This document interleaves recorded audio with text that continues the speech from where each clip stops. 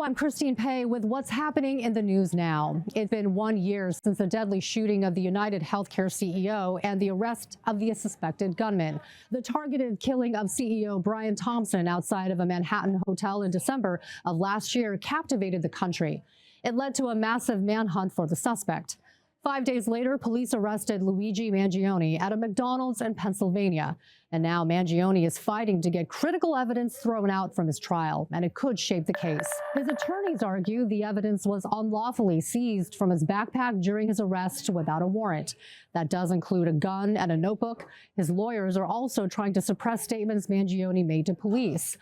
They argue those should be thrown out because he had not been properly read his legal rights. That evidence hearing is giving the public an inside look at how the arrest unfolded. Cole Higgins reports. Luigi Mangione, who was charged in the deadly shooting of United Healthcare CEO Brian Thompson, came face to face with the officers who arrested him just 1 year ago Tuesday inside a Pennsylvania McDonald's. I have a customer here that some other customers were suspicious of, that he looked like the CEO shooter from New York. The responding officers found potentially incriminating evidence in Mangione's backpack, evidence that now Mangione's attorneys are seeking to have tossed from his trial. The evidence is particularly damning against this defendant, and so they're going to work hard to try to exclude it. Body cam video played in an ongoing pretrial hearing showed officers who arrested Mangione debating whether they needed a search warrant to look into his backpack. An Altoona police officer testifying that she wanted to check the backpack for a possible bomb. But she said instead she found a fully loaded magazine wrapped in wet gray underwear and a Faraday bag designed to block electromagnetic interference that contained a cell phone and a passport. The officer also testifying they found a gun and a silencer, plus a notebook and a handwritten note dated the day after the shooting with seemingly a to-do list of change hat, shoes, and pluck eyebrows. Mangione's lawyers argue that the contents of the bag should not be evidence because the search was done without a warrant. The standard is whether those searches are reasonable under the law, based on a totality of the circumstance and based on what the officers knew at the time. I'm Cole Higgins reporting.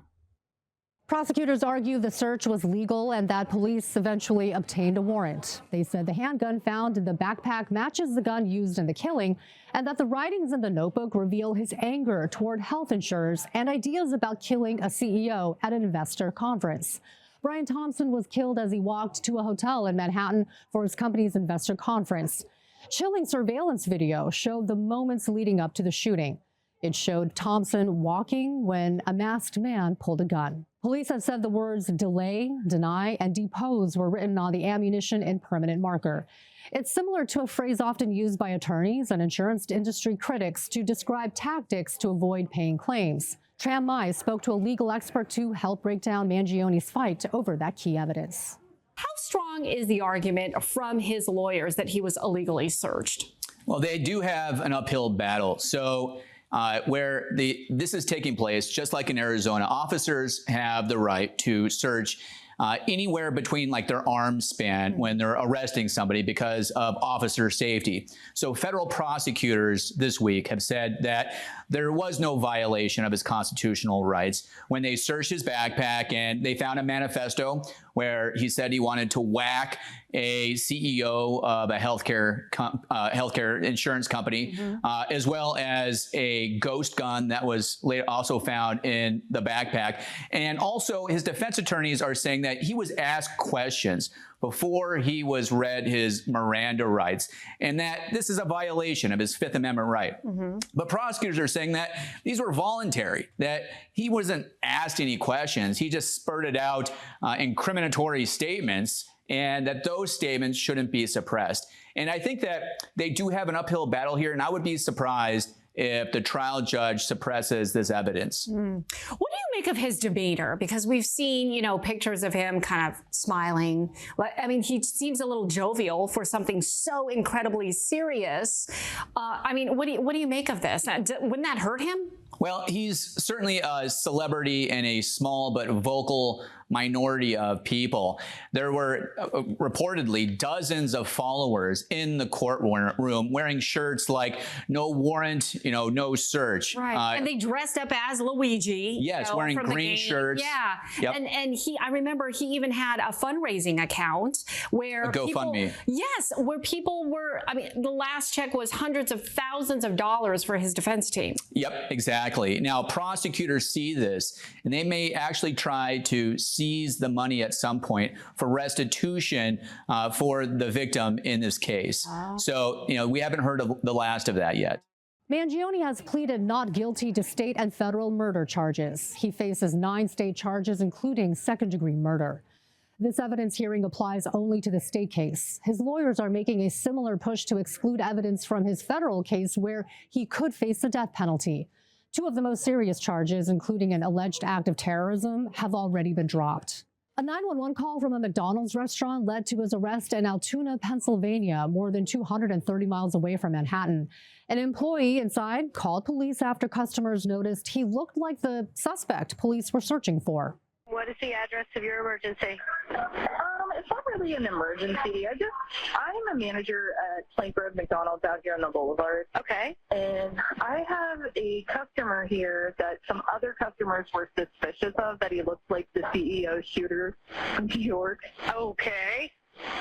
So they're just really upset, and they're like coming to me, and I was like, well, I can't approach him, No, of course not. All right, honey, what's your name? Is this individual still there? Yes, he's still in the back of our lobby by the bathroom. Okay.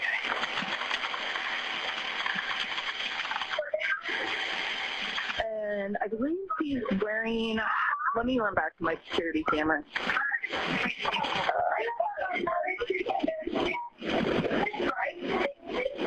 Excuse me.